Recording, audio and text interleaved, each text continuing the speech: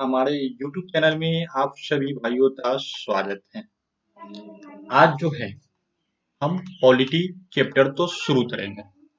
तो सबसे पहले चलिए जानते हैं पॉलिटी में क्या-क्या पढ़ना होता है, यानी कि इसके अंतर्गत हम आपको क्या-क्या पढ़ाएंगे, ये चीज हम देखते हैं। तो सबसे पहला चैप्टर जो है आपका संविधान सभा है। पहला चैप्टर कौन सा है? संविधान सभा।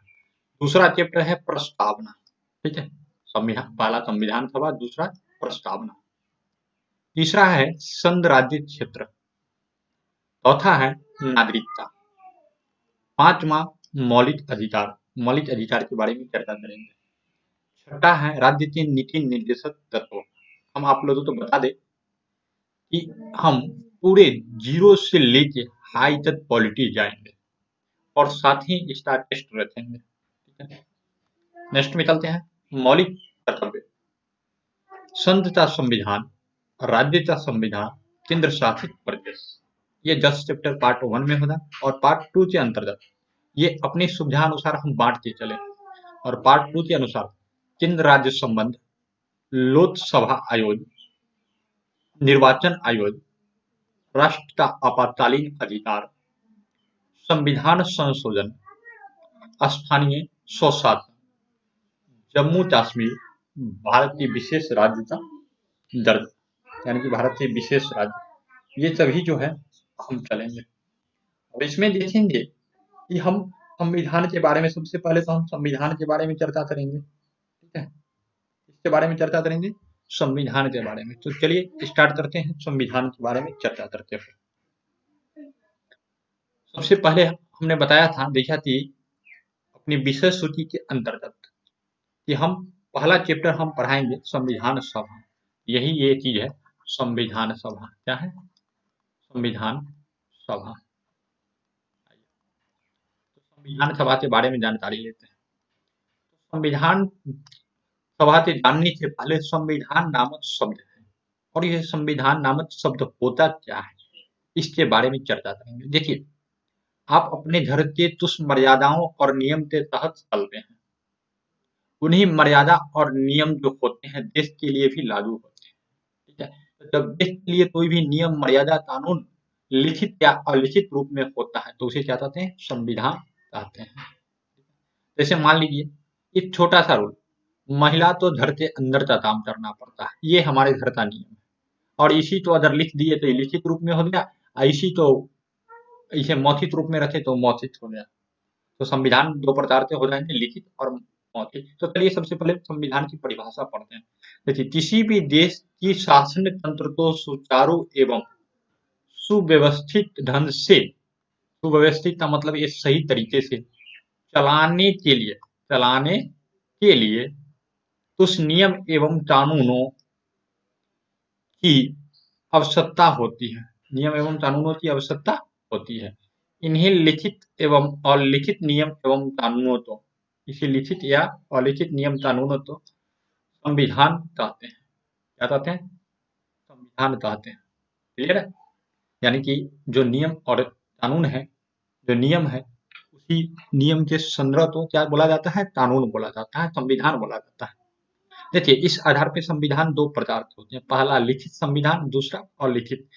जिस देश का संविधान लिखा हुआ हो, यानी कि लिखा हुआ है, देश का संविधान क्या हो? लिखा हुआ।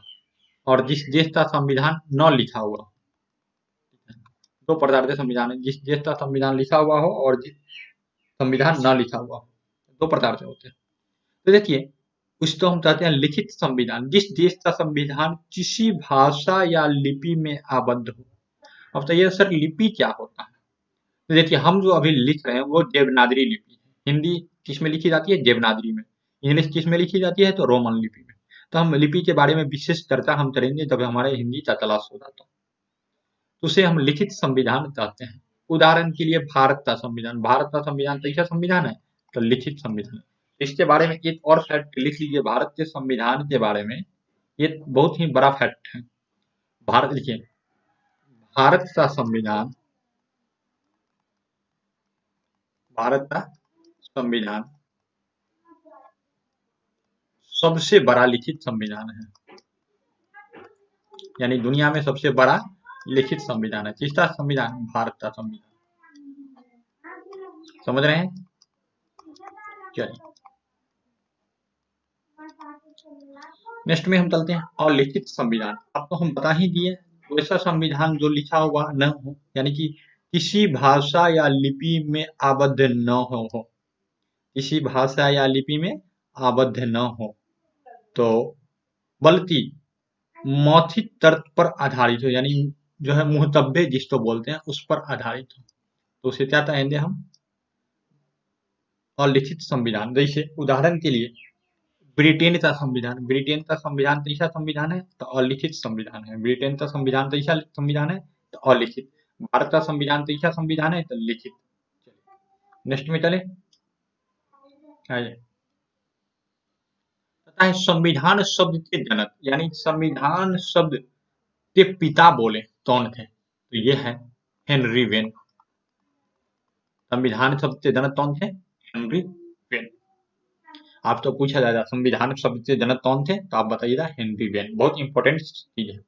लेकिन कहेगा संविधान शब्द का कौन ऐसा भारतीय व्यक्ति था जिन्होंने उच्चारण किया? देखिए प्रथम भारतीय व्यक्ति, भारतीय महात्मा गांधी ने, महात्मा गांधी थे प्रथम भारतीय जो है महात्मा गांधी थे, जिन्होंने 5 फरवरी 1922 तो सॉरी 5 फरवरी नहीं 5 जनवरी 1922 तो संविधान शब्द का उच्चारण किया। तो पूछेगा कौन ऐसे भारतीय थे जिन्होंने प्रथम बार संविधान शब्द का उच्चारण किया? तो है हमारे महात्मा गांधी। तो प्रथम संविधान शब्द का उच्चारण जिसने किया? तो महात्मा गांधी। कब किया? तो 5 जनवरी 1922। क्लियर है? नेक्स्ट में स्वराज्य प्रस्ताव। ये स्वराज्य प्रस्ताव होता क्या है? स्वराज्य मतलब अपना राज्य, अपना राज्य के लिए कुछ प्रस्ताव रखना, उसे क्या कहते हैं? स्वराज्य प्रस्ताव। तो देखिए एक होता है स्वराज्य प्रस्ताव और एक होता है पूर्ण स्वराज्य प्रस्ताव। दोनों में स्टूडेंट जो है मिस हो जाते हैं, तो हम दोनों तो एक साथ लेके चले। देखिए स्वराज्य प्रस्ताव सर्वप्रथम कांग्रेस के मंच पर 1906 में कोलकाता कांग्रेस अधिवेशन में लाया गया। कब लाया गया? कोलकाता कांग्रेस अधिवेशन 1906 में। इससे पहले 1905 में बंगाल विभाजन हुआ था, और ये क्वेश्चन जो है इस बार सीटीईटी बीएड में पूछा गया है। यानी कि बंगाल विभाजन तब हुआ था, तो ये जो है 1905 में। 1905 में बंगाल विभाजन के बाद 1906 में कोलकाता कांग्रेस अधिवेशन में किया गया स्वराज्य प्रस्ताव का मान। ठीक है, इस अधिवेशन की अध्यक्षता वयोवृद्ध सदस्य किसने किया था? दादा भाई नौरोजी ने। किसने किया था? दादा भाई नौरोजी ने। पूछे था 1906 के कोलकाता कांग्रेस अधिवेशन के अध्यक्ष कौन थे? तो आपको बताना है दादा भाई नौरोजी। ठीक है, अब स्वराज्य किसकी मांग करती है? तो स्वराज्य शब्द परिस्थिति की मांग करती है। किसकी मांग करती है? परिस्थिति की मांग करती है। स्वराज्य शब्द किसकी मांग करती है? तो परिस्थिति की मांग करती है। क्लियर ना? हम जो अंडरलाइन कर रहे हैं वो बहुत इंपॉर्टेंट है, और हम ये जो है अपने से आप तो टाइप करके दिए हैं ताकि आप तो ज्यादा समय ना लगे। और यदि कोई व्यक्ति इसका पूर्ण नोट चाहते हैं तो सबसे पहले आप नोट बनावे, उसके बाद हमसे आके मेरे नंबर पे उस नोट को भेजते आप मेरे द्वारा ये लिखित नोट प्राप्त कर सकते हैं। ठीक है, यानी कि मैं बोलूं तो आप अपने पहले नोट बनाइए, उसके बाद मुझे दिखाइए और हम फ्री में आपको नोट भेजेंगे। ठीक है, नेक्स्ट में चलते पूर्ण स्वराज्य प्रस्ताव। 1929 के लाहौर कांग्रेस अधिवेशन, देखिए वो कोलकाता 1929 थे। यहाँ देखिए 1929 के लाहौर कांग्रेस अधिवेशन। पूर्ण स्वराज्य कहा 1929 के लाहौर कांग्रेस अधिवेशन, और ये क्या था 1919 में कोलकाता कांग्रेस अधिवेशन। यानी स्वराज्य, देखिए दोनों में अंतर है। यहाँ पर देखिए ये दोनों लाइन में बहुत ही इंपॉर्टेंट चीज है। अगर अगर बोलेगा स्वराज्य की बात, तो स्वराज्य की बात अगर बोले तो हम क्या बोलेंगे? तो ये स्वराज्य वाला ये बोलेंगे 1906 में कोलकाता कांग्रेस अधिवेशन। लेकिन पूर्ण स्वराज्य की बात बोलेगी तो 1929 लाहौर कांग्रेस अधिवेशन, जिसकी अध्यक्षता किसने की? जिसकी अध्यक्षता ये थी ये पंडित जवाहरलाल नेहरू। किसने? पंडित जवाहरलाल नेहरू। ठीक है, यहाँ पर लिखे हुए हैं पंडित जवाहरलाल नेहरू। पूर्ण स्वराज्य प्रस्ताव था, मानते हैं पूर्ण स्वराज्य था। अगर पूछे स्वराज्य था तो आप बताइए 1900 में कलकत्ता कांग्रेस अधिवेशन में दादा भाई नौरोजी, पूर्ण स्वराज्य पंडित जवाहरलाल नेहरू नेहरू पंडित जवाहरलाल नेहरू। चलिए नेक्स्ट में चलते हैं। 26 जनवरी तो प्रत्येक वर्ष स्वतंत्र स्वतंत्र भारत का जो मतलब है, जब भारत आजाद नहीं था वैसा जब गुलामी में था तो स्वतंत्रता दिवस मनाने का निर्णय लिया। तब स्वतंत्रता दिवस मनाने का निर्णय लिया स्वतंत्र भारत में, तब 26 जनवरी को स्वतंत्रता दिवस मनाने का निर्णय लिया। तो पूछेगा स्वतंत्र भारत में स्वतंत्र दिवस मनाने का निर्णय तब लिया तो 26 जनवरी। ठीक है, नेक्स्ट में 26 जनवरी तो भारत के अनेक स्थानों पर स्वतंत्रता दिवस मनाने की परंपराएं विकसित हो रही, यानी कि 26 जनवरी तो भारत के अनेक स्थानों यानी कि बहुत ज्यादा जो है स्वतंत्रता दिवस मनाने की परंपरा क्या हो रही, विकसित हो रही। क्या हो रही, परंपरा विकसित हो रही। ठीक है, अब देखिए 1942 में त्रिश मिशन भारत आया लेकिन यह असफल रहा। यह लाइन अलग से याद है इसमें, तुम्हें इस लाइन को ऐड नहीं करना है आपको, लेकिन आपको याद रखना है त्रिश मिशन तब आया 1942 में, 42 में आया। और ये जो है स्वतंत्रता दिवस ये जो मनाया जो जा रहा था तब 26 जनवरी को तो आया और क्या कर दिया, रद्द कर दिया, असफल कर दिया। क्या कर दिया, असफल कर दिया। तो पूछे था 26 जनवरी मनाने की स्वतंत्रता दिवस मनाने की परंपरा सबसे समाप्त कर दी गई। तो आप बताइएगा जब से क्रिप्स मिशन आया। चलिए आशा करते हैं ये वीडियो आप तो समझ में आ रहा होगा। तो चलते हैं आगे की तरफ बढ़ते हैं, और बहुत ही स्लो मोशन में ये वीडियो चल रहा है। अब आया थी जब स्वतंत्रता दिवस मनाने की बात आई तो तिरंगा की बात आती है, राष्ट्रध्वज की बात आती है, जिसको इंग्लिश में ट्राई कलर बोलते हैं। तो उसके बारे में जान लेते हैं। 22 जुलाई 1947 को, कब 22 जुलाई 1947 को भारत का राष्ट्र ध्वज संविधान सभा द्वारा स्वीकार किया गया। तो भारत का राष्ट्र ध्वज तब स्वीकार किया गया संविधान सभा द्वारा। आप तो बताना है 22 जुलाई 1947 को। लगभग ये क्वेश्चन पूरे अभी तक के इतिहास में, कंपटीशन के इतिहास में 17 से 18 बार ये पूछा गया है। ठीक है, आप तो याद रखिए तब 22 जुलाई 1947 को, 22 जुलाई 1947 को हम दोबारा लिख दिए हैं यहाँ पर राष्ट्रध्वज जो अपनाया जाए संविधान सभा के द्वारा। सबसे पहले बनाया किसने, तो देखिए सर्वप्रथम पिंगली वनतैया ने, सर्वप्रथम किसने बनाया था, पिंगली वनतैया ने तिरंगा तो बनाया था। क्लियर है, लेकिन फहराया तब गया, तो फहराया गया 30 दिसंबर 1943 को। 30 दिसंबर 1943 को पहला तिरंगा अंडमान निकोबार में फहराया गया। और ये फहराया किसने, सुभाष चंद्र बोस ने अंडमान निकोबार में फहराया गया। यानी कि तिरंगा सर्वप्रथम 30 दिसंबर 1943 को अंडमान निकोबार में फहराया गया, लेकिन संविधान सभा द्वारा अपनाया तब गया 22 जुलाई 1947 को। डिजाइन किसने तैयार किया, तो आप बताइएगा पिंजली वनतैया ने।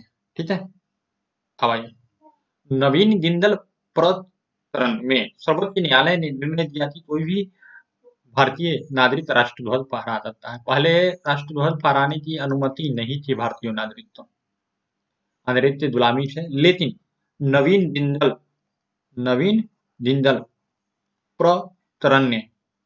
जिंदल प्रकरण ने ये सर्वोच्च इसके प्रकरण में यानी कि इसके विवाद में इन्होंने अथी कर दिया, सर्वोच्च न्यायालय ने घोषणा कर दिया कि प्रत्येक भारतीय जो है राष्ट्रध्वज फहरा सकता है। तो राष्ट्रध्वज सर्वप्रथम ये पूछे राष्ट्रगान हमारा कौन, राष्ट्रध्वज फहराते तो मैं राष्ट्रगान गाते हैं। तो राष्ट्रगान क्या है, तो राष्ट्रगान जो है हमारा ये है जन मन जन, और इसे लिखे कौन थे, रविंद्रनाथ टैगोर। यानी कि राष्ट्रगान तो रचयिता कौन थे, रविंद्रनाथ टैगोर। राष्ट्रगीत का नाम क्या है हमारा, तो आप बोलिएगा वंदे मातरम। रचयिता कौन है, तो बंकिम चंद्र चटर्जी। झंडा गीत तो विजय विश्व तिरंगा प्यारा। झंडा गीत क्या है, विजय विश्व तिरंगा प्यारा। और इसे लिखा किसने? श्यामलाल गुप्ता ने। किसने लिखा? श्यामलाल गुप्ता ने।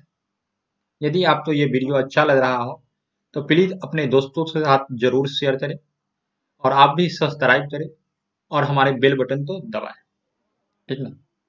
अगर आपको अच्छे लगे तो, नहीं तो हम नहीं बोल सकते हैं आपको। आइए नेक्स्ट में चलते हैं। अब देखिए 1929 के कांग्रेस अधिवेशन में, 1929 के कांग्रेस अधिवेशन में, जो कांग्रेस का लाहौर में अधिवेशन हुआ था, ये 1929 का कांग्रेस अधिवेशन कहाँ हुआ? तो आप बोलिएगा लाहौर में, जो कि हम पीछे बता चुके हैं, ठीक है। पूर्ण स्वराज्य का प्रस्ताव पास हुआ। पूर्ण स्वराज्य का प्रस्ताव क्या हुआ? पास, जब पारित किया गया तो इसमें यह निर्णय लिया गया, क्या निर्णय लिया गया कि 26 जनवरी को क्या मनाना चाहिए? स्वतंत्रता दिवस मनाना चाहिए। क्या मनाना चाहिए? स्वतंत्रता दिवस मनाना। यानी कि 1929 के लाहौर अधिवेशन में पूर्ण स्वराज्य का मान प्रस्ताव जो पास हुआ और हम भारतीय ने सोचा 26 जनवरी को स्वतंत्रता दिवस मनाएंगे, क्योंकि इसी दिन पास हुआ था।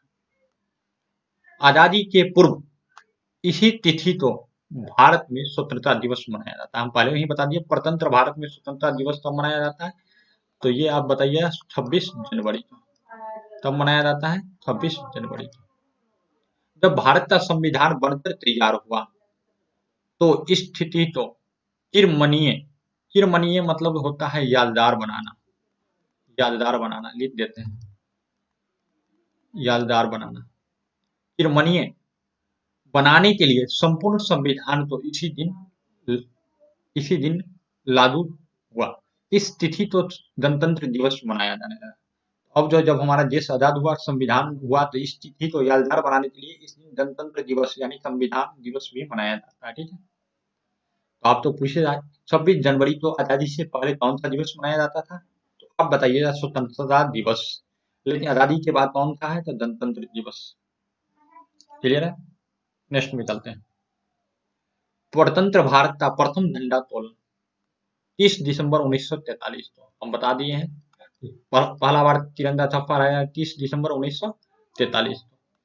अंडमान निकोबार में, कहां पर फहराया था? तो अंडमान निकोबार में। किसने फहराया? सुभाष चंद्र बोस ने, सुभाष चंद्र बोस द्वारा फहराया है। क्लियर है? भारत की आजादी मिलने के बाद, भारत की आजादी मिलने के बाद 1947 की अर्धरात्रि में भारतीय महिला की ओर से श्रीमती सरोजिनी नायडू को अधिकृत किया गया, यानी नियुक्त किया गया कि भारत के प्रधानमंत्री पंडित जवाहरलाल नेहरू को राष्ट्रध्वज प्रदान करें। क्या करें?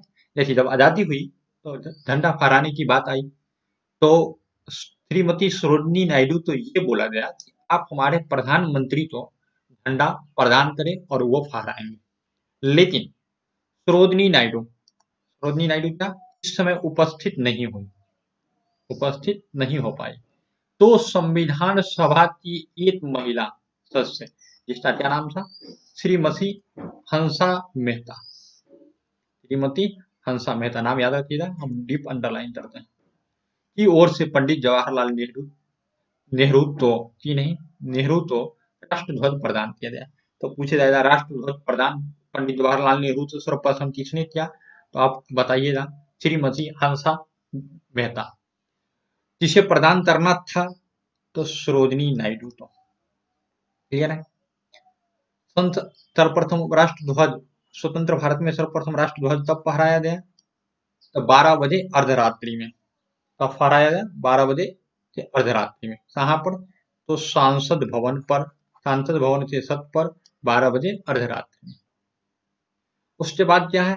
15 अगस्त तो लाल किला के प्राचीर, प्राचीर मतलब किला होता है, लाल सबसे जो है यहाँ पर कोई भी चीज अनाउंस किया जाता है उसी को प्राचीर कहते हैं।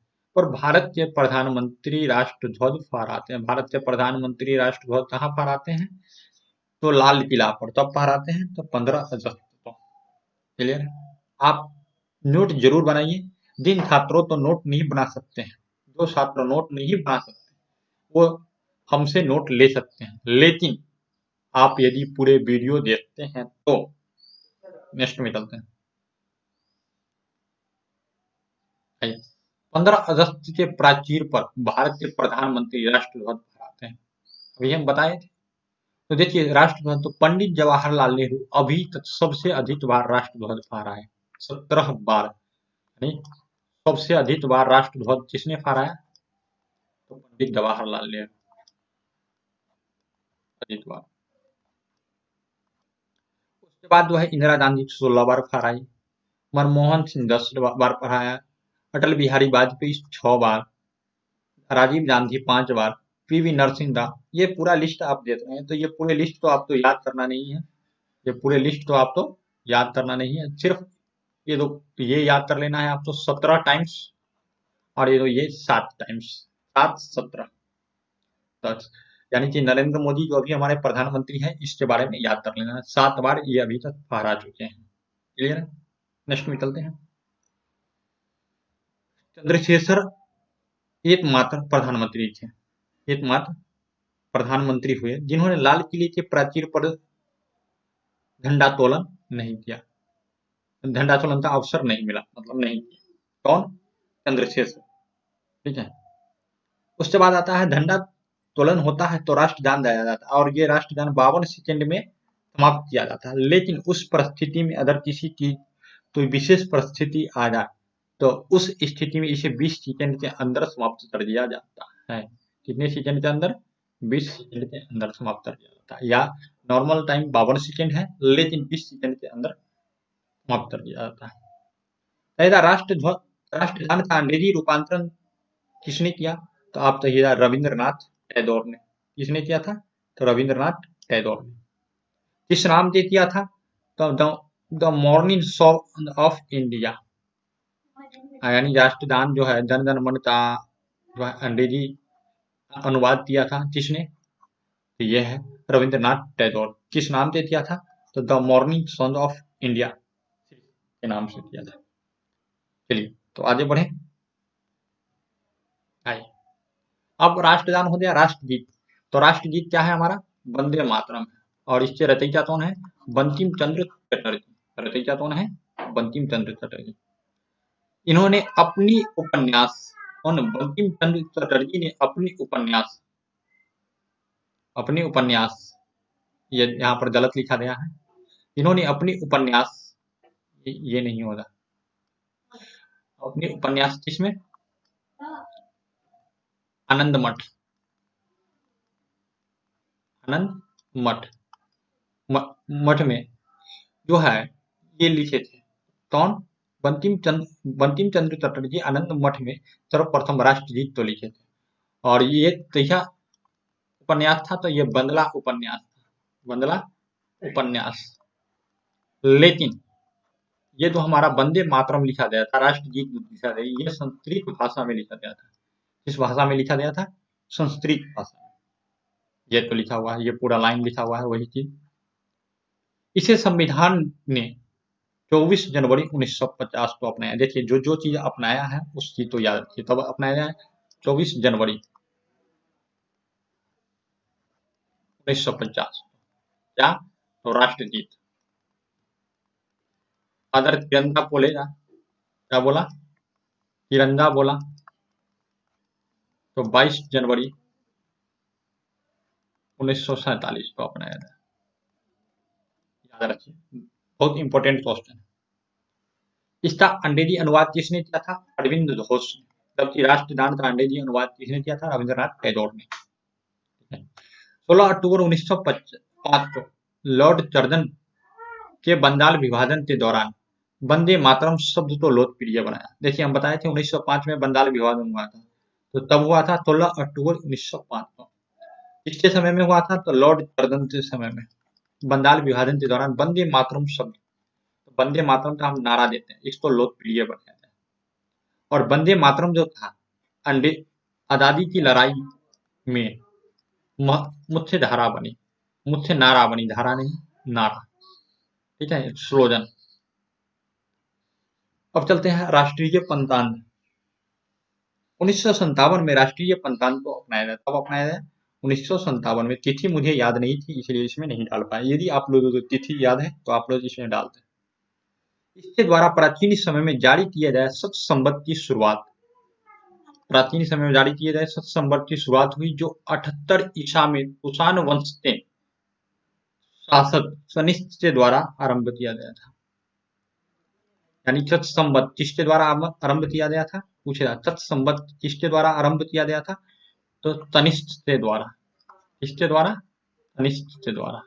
और ये भारतीय राजा थे। कब किया गया? तो 1978 ईसा में, सॉरी 78 ईस्वी में सत संवत की शुरुआत कब हुई? तो तनिष्क के द्वारा 78 ईस्वी में।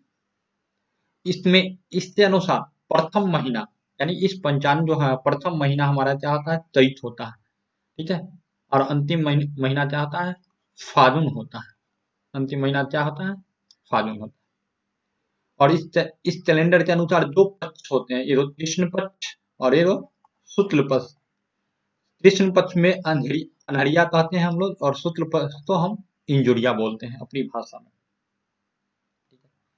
तो प्रारंभ था प्रतिवर्ष 22 मार्च होता है, यानी कि 22 मार्च तो ये हमारा कैलेंडर शुरू होता है। हमारे इंग्लिश कैलेंडर के अनुसार 22 मार्च तो शुरू होता है हमारा कैलेंडर, और अंतिम जो होता है 21 मार्च तो एंड होता है। देखिए हम 1 जनवरी से 31 दिसंबर तक लेते हैं, तो उसी प्रकार से हमारा ये कैलेंडर अपना कैलेंडर है, अपना भारतीय कैलेंडर है, वो अंग्रेजी कैलेंडर है, ठीक है। चलिए नेक्स्ट में चलते हैं।